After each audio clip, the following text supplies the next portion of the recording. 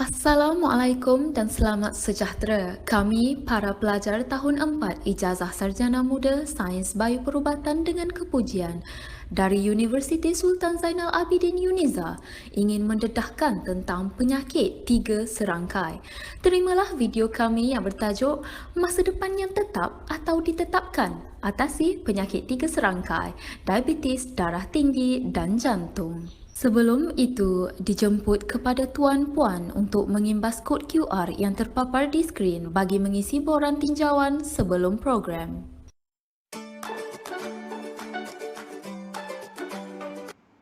Pengenalan.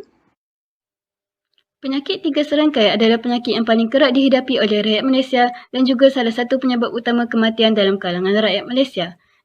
Jadi, apakah itu penyakit 3 serangkai?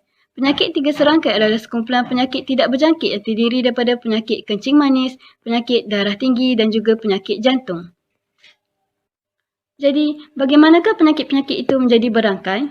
Ini adalah berikutan mekanisme di sebalik bagaimana terjadinya penyakit-penyakit tersebut adalah berkait di antara satu sama lain. Pesakit kencing manis 2 kali ganda lebih berisiko untuk menghadapi penyakit jantung dan penyakit darah tinggi. Selain itu, pesakit darah tinggi kebiasaannya akan mengalami rintangan terhadap insulin dan ini menyebabkan pesakit darah tinggi akan lebih berisiko untuk menghidap penyakit kencing manis. Penyebab utama morbiditi dan kematian dalam pesakit yang menghidap kencing manis ialah penyakit jantung di mana penyakit darah tinggi akan memburukkan lagi perkembangan penyakit jantung tersebut. Oleh itu, penyakit-penyakit ini akan dihadapi oleh pesakit bila mana salah satu daripada penyakit 3 serangkai itu dihadapi oleh pesakit. Seterusnya, saya akan berkongsi mengenai latar belakang penyakit diabetes, tekanan darah tinggi dan penyakit jantung koronari. Diabetes juga dikenali sebagai penyakit kencing manis berlaku apabila paras gula dalam badan adalah berlebihan. Penyakit ini berlaku apabila badan secara spesifiknya organ pankreas tidak dapat menghasilkan hormon insulin. Diabetes terbahagi kepada dua iaitu diabetes jenis pertama dan diabetes jenis kedua. Diabetes jenis pertama berpunca daripada kekalahan penghasilan hormon insulin daripada organ pankreas, manakala diabetes jenis kedua berlaku apabila badan tidak dapat bertindak balas kepada hormon insulin. Hormon insulin berfungsi mengawal keseimbangan glukosa dalam badan dengan membawa gula yang berlebihan dalam saluran darah ke dalam sel-sel dan tisu dan seterusnya ditukarkan kepada tenaga. Dan ini dapat menurunkan paras gula dalam badan.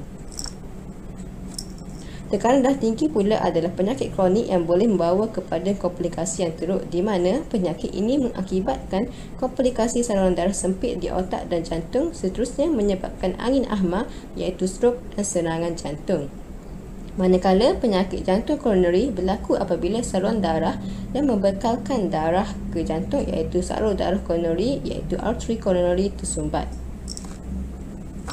Salur darah tersumbat berpunca daripada himpunan plak dalam arteri koronari dipanggil sebagai arteriosklerosis. Ini menyebabkan otot jantung kekurangan oksigen dan seterusnya mengakibatkan gangguan kepada fungsi jantung. Berikut merupakan statistik 3 serangkai di Malaysia. Melalui Tinjauan Kebangsaan Kesihatan dan Morbiditi Kebangsaan 2019 NHMS, kira-kira 1.7 penduduk di negara Malaysia mempunyai 3 penyakit utama yang dikenali sebagai 3 serangkai iaitu diabetes, darah tinggi dan jantung. Data tersebut menunjukkan bahawa 4.1% daripada penduduk di Malaysia menghidapi penyakit diabetes, 9.3% darah tinggi dan 16.6% mempunyai kolesterol yang tinggi yang seterusnya membawa kepada penyakit jantung. Statistik daripada NHMS menunjukkan bahawa statistik diabetes mendapati 1 daripada 5 rakyat Malaysia menghidapi penyakit kencing manis. Selain daripada itu, 3 daripada 10 rakyat Malaysia menghidapi penyakit darah tinggi. Lebih membimbangkan lagi, separuh daripada mereka tidak mengetahui bahawa mereka sebenarnya menghidapi penyakit darah tinggi. Di samping itu, 4 daripada 10 orang rakyat Malaysia mempunyai masalah kolesterol yang tinggi. Wanita adalah golongan yang lebih berisiko tinggi untuk mendapat kolesterol yang tinggi. 67.6% mengidap penyakit kronik, misalnya kencing manis, darah tinggi, penyakit buah pinggang dan penyakit jantung. Mereka lebih berisiko mendapat jangkitan COVID-19 yang lebih serius. Siapakah golongan berisiko untuk menghidap penyakit 3 serangkai? Seseorang yang mempunyai berat badan berlebihan, pengambilan makanan yang kurang berkhasiat, merokok, minum arak secara berlebihan dan jika mempunyai tekanan melampau berisiko untuk mendapat penyakit darah tinggi. Seterusnya, seseorang yang berumur melebihi 30 tahun mempunyai gaya hidup yang tidak sihat, autoimun, di mana sistem imun dalam badan menyerang tisu-tisu ataupun organ sendiri, obesiti dan juga mempunyai sejarah keluarga menghidap penyakit kronik, berisiko untuk mendapatkan penyakit kencing manis ataupun diabetes. Seseorang yang merokok mempunyai kolesterol yang tinggi, tidak bersenam, diabetes dan juga kegemukan berisiko untuk mendapatkan penyakit jantung.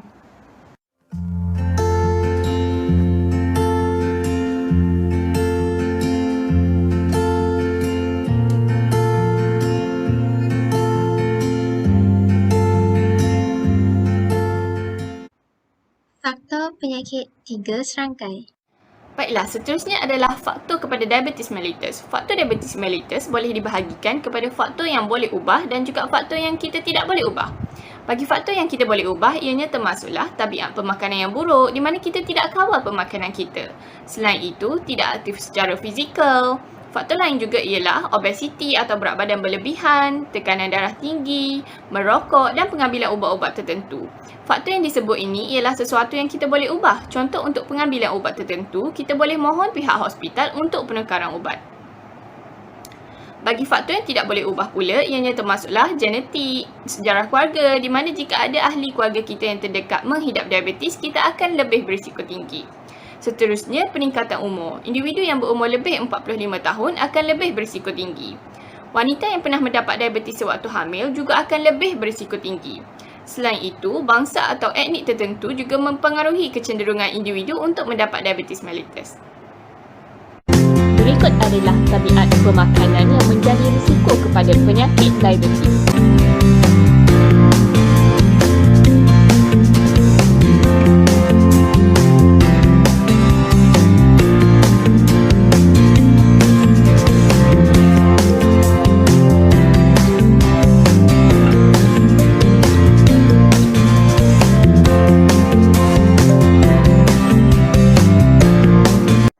Akan membincangkan faktor-faktor yang menyumbang kepada tekanan darah tinggi.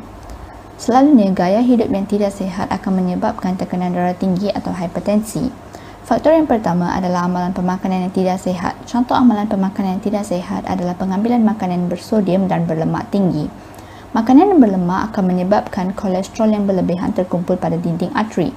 Ini akan mengecutkan pembuluh darah dan akhirnya darah akan menggerak melalui pembuluh dengan tekanan yang lebih tinggi. Seterusnya, tabiat merokok. Rokok mempunyai banyak zat kimia seperti nikotin dan karbon monoksida. Nikotin akan menyempitkan pembuluh darah, oleh itu jantung akan bekerja dengan lebih keras, berdenyut dengan kegerapan yang lebih tinggi dan akhirnya meningkatkan tekanan darah.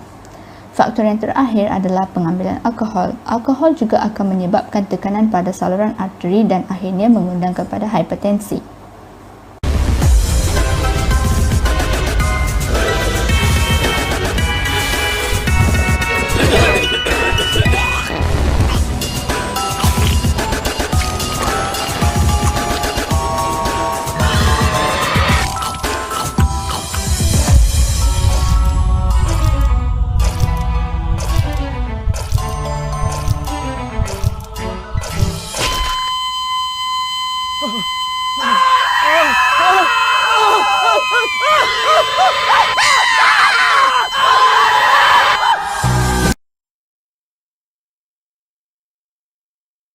So sekarang, mari kita tahu tentang faktor yang boleh membawa kepada penyakit jantung. Antara faktor yang boleh diubah termasuklah merokok. Salah satu kandungan rokok ialah nikotin. Nikotin boleh menambah risiko penyakit jantung yang menyebabkan hingga 12% kematian di Malaysia. Ia juga boleh menyebabkan berlakunya stroke. Nikotin juga menyebabkan penghasilan epinefrin yang boleh meningkatkan kadar degupan jantung dan mengecilkan salur darah. Nikotin juga menjadikan salur darah menebal dan sempit hingga menyukarkan aliran darah. Apa pula faktor yang boleh diubah? ini termasuklah genetik ataupun keturunan. Contoh penyakit jantung yang disebabkan oleh keturunan termasuklah penyakit jantung yang melibatkan gangguan kepada otak jantung ataupun dipanggil myokardium, dan juga penyakit gangguan kepada rentak jantung. Apa yang kita boleh lakukan dalam hal ini termasuklah dengan melakukan ujian saringan untuk mencari faulty gene, iaitu gene rosak yang menyebabkan penyakit jantung. When some of his immediate family also tested positive, the process was rolled out to their immediate family too, and so on, so that they could receive information and treatment if they needed it. This process of testing the family is known as cascade testing. Thanks to our research, identifying the faulty genes that cause inherited heart conditions, doctors can diagnose people earlier. Sometimes all it takes is a single DNA test to identify the faulty gene and kickstart cascade testing to check the entire family. Video seterusnya adalah mengenai rawatan penyakit 3 serangkai. Okey, hai semua. Sekarang ni mari kita lihat tentang penyakit jantung. Penyakit jantung merupakan penyebab kematian nombor 1 di Malaysia untuk beberapa tahun sebelum ini. Antara jenis penyakit jantung yang dihidapi oleh pesakit jantung di seluruh dunia adalah seperti penyakit arteri koronari, aritmia, penyakit jantung kongenital, kegagalan jantung dan penyakit injap jantung. Antara gejala yang dihadapi oleh pesakit jantung seperti sakit dada, sesak nafas, legupan jantung lebih kuat, keletihan, sakit kebas atau lemah pada tangan atau kaki terutamanya pada bahagian kiri dan sakit pada rahang, leher atau perut bahagian atas atau belakang. Antara rawatan yang boleh didapati oleh pesakit jantung adalah melalui ubatan seperti aspirin, beta blockers dan ACE inhibitors, statins, nitroglycerin dan morfin. Selain itu, pesakit jantung boleh mendapatkan rawatan melalui pembedahan. Penyakit arteri tersumbat boleh dirawat dengan menjalani prosedur angioplasti ataupun pintasan jantung atau juga dikenali sebagai bypass. Hai, saya Azmina. Saya akan berkongsi dengan anda berkenaan dengan tekanan darah tinggi. First adalah bacaan tekanan darah tinggi. Jadi bacaan tekanan darah tinggi ini terbahagi kepada dua, iaitu bacaan sistolik dan bacaan diastolik. Bacaan sistolik yang normal adalah di antara 90 hingga 120, manakala bacaan yang normal untuk diastolik adalah di antara 60 hingga 80. Jadi, seseorang itu dikatakan mengalami tekanan darah tinggi bila bacaan sistoliknya melebihi 140 dan bacaan diastoliknya melebihi 90. Untuk simptom, sebenarnya tiada simptom khusus untuk penyakit darah tinggi ini. Sesetengah pesakit tidak mengalami gejala langsung dan sesetengah pesakit mungkin mengalami gejala yang tidak spesifik seperti sesak nafas, pening kepala dan sakit kepala. Sakit kepala ini biasanya berlaku di bahagian belakang kepala pesakit. Jadi disebabkan simptom untuk penyakit darah tinggi ini adalah tersembunyi, kita sewajarnya sentiasa memeriksa tekanan darah tinggi kita. Untuk keadaan rawatan, kita dapat bahagikan ia kepada rawatan secara ubat-ubatan dan rawatan secara umum. Jadi, terdapat beberapa jenis ubat yang diberikan kepada pesakit darah tinggi dan ada ubat yang bertindak di jantung, ada juga ubat yang bertindak di salur darah dan ada juga ubat yang bertindak di buah pinggang. Untuk rawatan secara umum, ianya lebih kepada mengamalkan gaya hidup sihat. Mereka dinasihatkan untuk menjaga pemakanan, bersenam, menurunkan berat badan dan sebagainya. Seterusnya, rawatan untuk pesakit kencing manis. Terdapat beberapa simptom yang perlu diawasi, antaranya seperti dahaga yang melampau, kerap membuang air kecil terutamanya pada waktu malam, cepat berasa letih, mempunyai penurunan berat badan yang kentara dan penyembuhan luka yang lambat serta pandangan yang kabur. Sekiranya anda menghadapi simptom-simptom berikut, segera ke klinik ataupun hospital yang berdekatan untuk pemeriksaan yang lanjut. Terdapat beberapa rawatan untuk penyakit kencing manis, antaranya adalah suntikan insulin. Suntikan insulin terbahagi kepada 3, iaitu insulin prandial, insulin basal dan insulin pracampuran. Bagi insulin prandial, ia bertindak pantas dalam menurunkan paras gula dalam darah. Oleh itu, kebiasaannya insulin prandial akan diambil pada waktu makan. Seterusnya, insulin basal dapat memberikan paras gula yang stabil sepanjang hari. Oleh itu, kebiasaannya insulin basal akan diambil pada 1 ataupun 2 kali sehari. Dan insulin peran campuran mengandungi 2 formulasi dalam satu suntikan dan pada kebiasaannya akan diberikan 1 hingga 3 kali sehari seperti yang diarahkan oleh doktor. Tempat yang terbaik untuk menyuntik insulin adalah di kawasan yang berlemak seperti perut ataupun peha. Elakkan menyuntik insulin di tempat yang sama sepanjang masa kerana ini membolehkan benjolan berlaku di kulit. Seterusnya dipaparkan sebuah video untuk menerangkan cara-cara untuk menyuntik insulin. Cara melakukan suntikan. Bersihkan tempat suntikan dengan kapas beralkohol. Cubitkan sedikit kulit di tempat itu. Dengan menggunakan tangan sebelah, pegang pen dengan cara yang ditunjukkan. Pastikan anda boleh melihat tingkap penunjuk dos. Kemudian, suntikkan jarum secara menegak pada sudut 90 darjah ke dalam kulit. Tekan butang suntikan sehingga tingkap penunjuk dos berada pada bacaan 0. Tunggu sekurang-kurangnya 10 saat sebelum jarum ditarik keluar. Dengan menggunakan jari, tekan tempat suntikan dengan perlahan selama 5 saat. Kaedah pencegahan penyakit 3 serangkai. Apakah langkah-langkahnya? Bagi kaedah pencegahan penyakit 3 serangkai, antara langkah-langkah yang boleh diambil adalah dengan mengawal pemakanan. Kita perlulah menyeimbangkan pengambilan makanan yang sihat seiring dengan melakukan aktiviti fizikal. Seterusnya, kita juga perlu memilih diet yang tinggi kandungan biji dan kekacang. Selain itu, kita juga perlu mengamalkan lebih sayur-sayuran dan buah-buahan. Kita juga perlu perbanyakkan minum air, sekurang-kurangnya 6 hingga 8 gelas sehari. Kita juga perlulah memilih diet yang mengandungi lemak, kolesterol, gula dan garam yang rendah. Selain itu, kita juga perlu mengamalkan pengambilan produk penyusu yang rendah lemak. Tambahan pula, kita juga perlu mengelakkan daripada mengambil makanan yang diproses. Langkah pencegahan yang seterusnya adalah dengan melakukan senaman secara konsisten. Kajian telah menunjukkan bahawa 30 minit aktiviti sederhana setiap hari adalah penting untuk mengehadkan risiko mendapat penyakit, termasuklah penyakit jantung dan diabetes. Antara senaman yang boleh dilakukan 2 hingga 3 kali seminggu seperti meregang, bangun tubi separa, angkat berat, tekan tubi dan tekan kaki. Seterusnya, terdapat juga senaman yang boleh dilakukan 5 hingga 6 kali seminggu, termasuklah berjalan pantas, berbasikal, melakukan senaman aerobik, bermain bola sepak, bola keranjang dan juga mendaki bukit.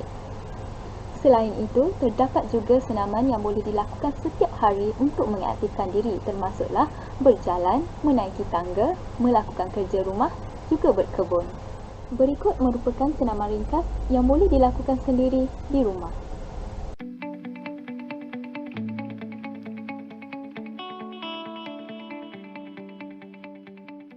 Tabiat merokok mesti diberhentikan dengan menyibukkan diri dengan melakukan perkara lain. Minum air kosong yang banyak dan elakkan minuman berkafein. Nikotin replacement atau rawatan penggantian nikotin sangat disyorkan. Dan yang terakhir, rawatan psikologi yang mana mampu mengubah tabiat merokok seseorang. Penyakit 3 serangkai boleh dicegah melalui pemeriksaan kesihatan berkala, iaitu membuat temujanji doktor untuk mendapatkan pemeriksaan kesihatan penuh di hospital, kerajaan maupun swasta ataupun klinik yang berdekatan. Pemeriksaan kesihatan berkala membantu untuk mengenal pasti masalah dengan lebih awal dan membuat rawatan yang terbaik.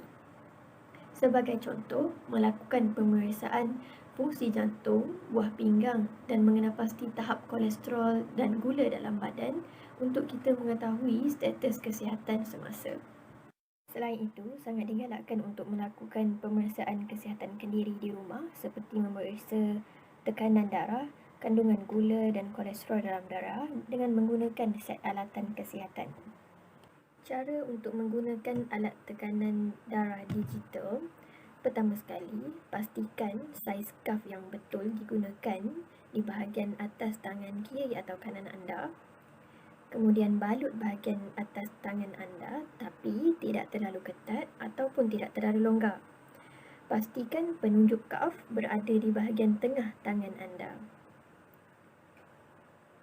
Tekan butang start dan tunggu sehingga nilai tekanan darah anda muncul di skrin. Cara untuk menggunakan alat ukur gula dan kolesterol dalam darah. Pertama sekali, set up dulu lancing device. buka bahagian atas landing device dan masukkan lenset ataupun jarum. Kemudian bukakan penutup lenset. Tutup semula bahagian atas landing device. Kemudian laraskan nombor lenset dan tetapkan pada nombor 1 contohnya untuk dapatkan kuantiti darah yang sedikit. Dan tarik pincu pada bahagian bawah lancing device untuk tetapkan kedudukan lenset.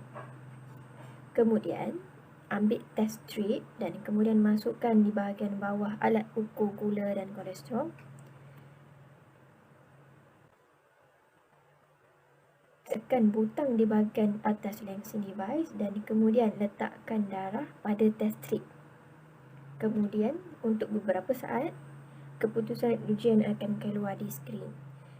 Anda boleh catat keputusan ujian untuk pemantauan kendiri. Stres mestilah dikawal dengan bijak, salah satunya dengan berfikiran positif dalam kehidupan seharian, menghadkan komitmen dengan menentukan keutamaan serta menunda tugasan berdasarkan kepentingan. Pengurusan masa amatlah penting untuk elakkan diri daripada melakukan sesuatu dalam masa yang singkat. Akhir sekali, berkongsi masalah anda dengan pakar, kaunselor atau sesiapa sahaja yang anda percayai.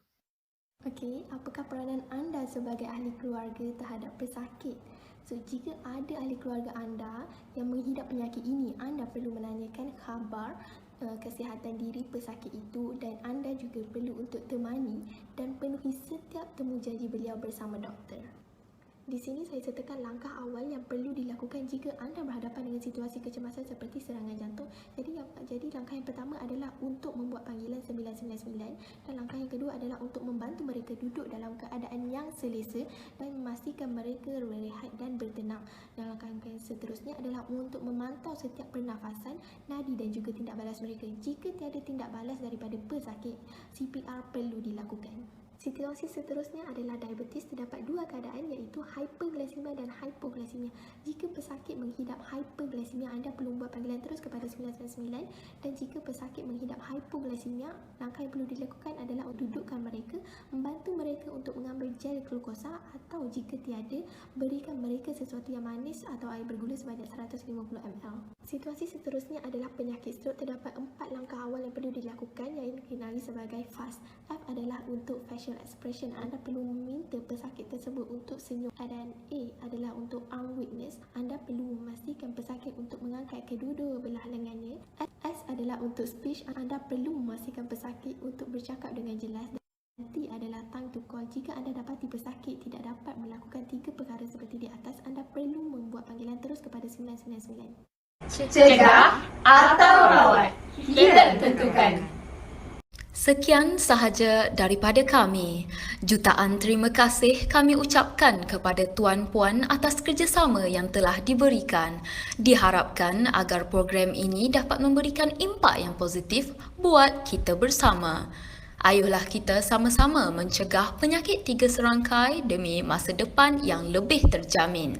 Seterusnya, dijemput tuan-puan untuk sekali lagi mengimbas kod QR yang terpapar di skrin bagi tinjauan selepas program.